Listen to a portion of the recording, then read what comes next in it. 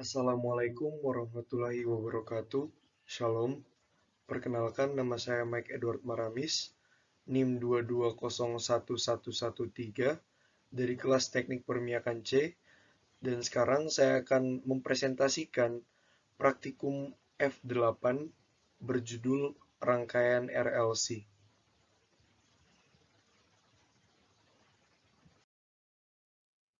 Nah, kita menuju ke pokok pembahasan. Yang pertama ada pendahuluan, yang kedua ada dasar teori, yang ketiga ada metodologi, yang keempat ada analisa dan pembahasan, yang kelima ada kesimpulan dan saran.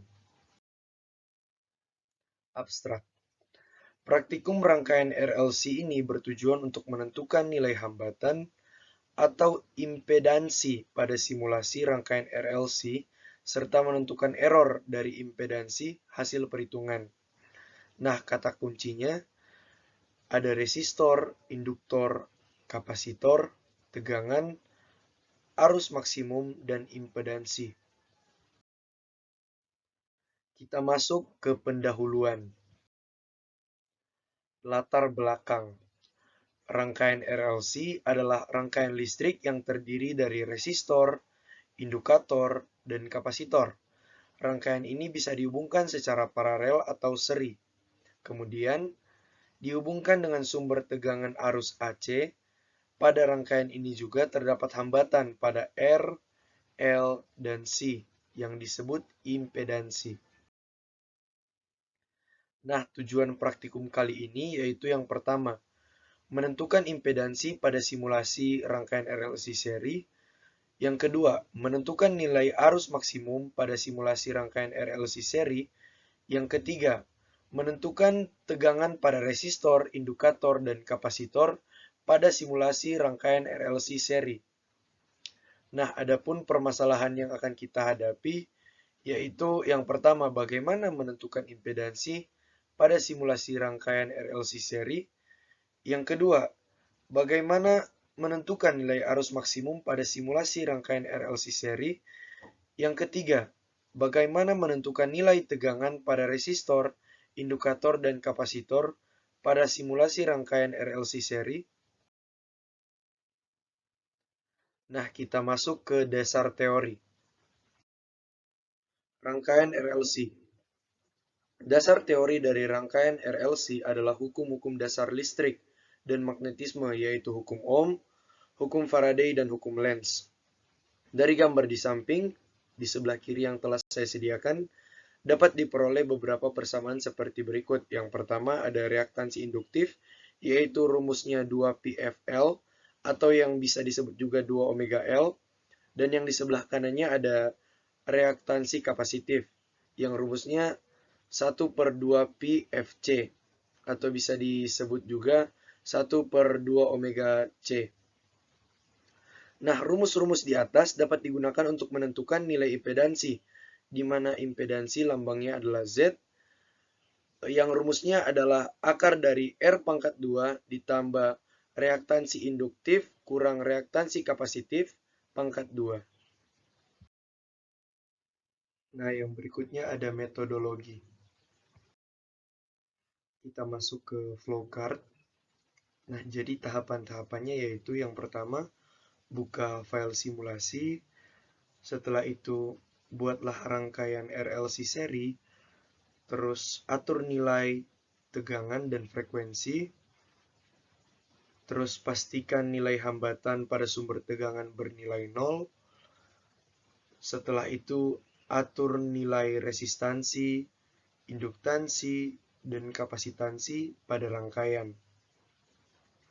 Langkah selanjutnya adalah ukur nilai arus maksimum, tegangan resistor, tegangan induktor, dan tegangan kapasitor.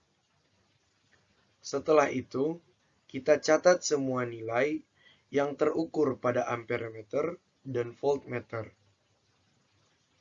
Setelah diukur, hitung nilai arus maksimum, tegangan resistor, tegangan induktor, dan tegangan kapasitor, serta catat hasilnya. Kemudian, Bandingkan nilai hasil simulasi dan hasil perhitungan. Berikutnya ada alat dan prosedur kerja. Yang pertama, alat. Kita akan bahas tentang alat-alatnya, yaitu yang pertama ada simulasi pad, yang kedua ada voltmeter, yang ketiga ada amperemeter. Kita masuk ke prosedur kerja, kurang lebih sama seperti yang telah saya jelaskan pada flowchart tadi, yaitu yang pertama buka file simulasi, yang kedua buat rangkaian RLC seri, dan yang ketiga atur nilai tegangan dan frekuensi. Yang keempat, pastikan nilai hambatan pada sumber tegangan bernilai 0. Yang kelima, atur nilai resistansi, induktansi, dan kapasitansi. Yang keenam, ukur dan catat nilai arus maksimum, tegangan resistor, tegangan induktor, dan tegangan kapasitor. Yang ketujuh, hitung semua nilai arus maksimum, tegangan resistor, tegangan induktor, dan tegangan kapasitor, serta catat hasilnya. Kemudian, bandingkan nilai hasil simulasi dan hasil perhitungan.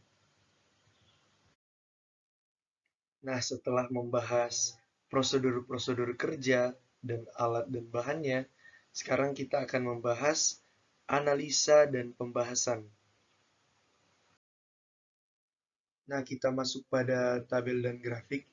Jadi di sebelah kiri ada tabel dari data yang saya peroleh, yaitu nilai V yang jumlahnya 10 sampai 60 dengan kelipatan 2, dan arus maksimum yang saya dapatkan dengan cara membagi membagi setiap nilai V dengan impedansi, yang dimana impedansinya itu bernilai 82,8. Nah, setelah saya membagi nilai V dengan impedansi, saya dapatkanlah hasilnya, yaitu arus maksimum. Setelah itu, kita berpindah ke tabel yang sebelah kanan.